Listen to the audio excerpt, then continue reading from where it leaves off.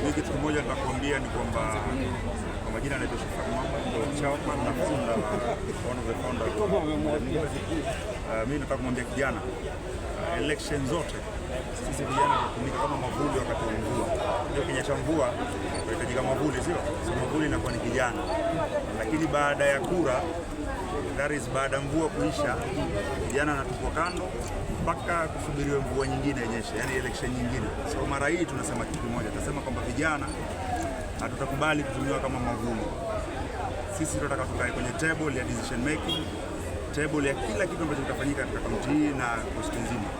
Na kitu kingine nataka kusema ni kwamba mama zetu tuwadhalilisha sana kwa sababu sisi vijana hatujachangamka. Mimi siasa ya kuweka mama kumzungusha mji mzima huu alafu baadaye umpe 500, hiyo tunaikataa. Na sisi kama vijana ndio lazima tusimame, tuchague viongozi bora ili wamalize jambo kama hili. So sisi kama vijana tumeungana, sote tunafikiri kila mtu kuna kiongozi wake hapa. Kila mtu anajua mimi kiongozi wangu ni nani.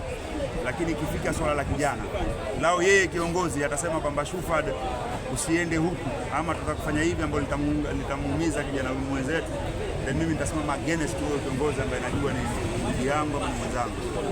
So interest ni kijana wetu, interest ni jamii yetu. Hilo ndo lengo na inshallah tutashikana hivi hivi.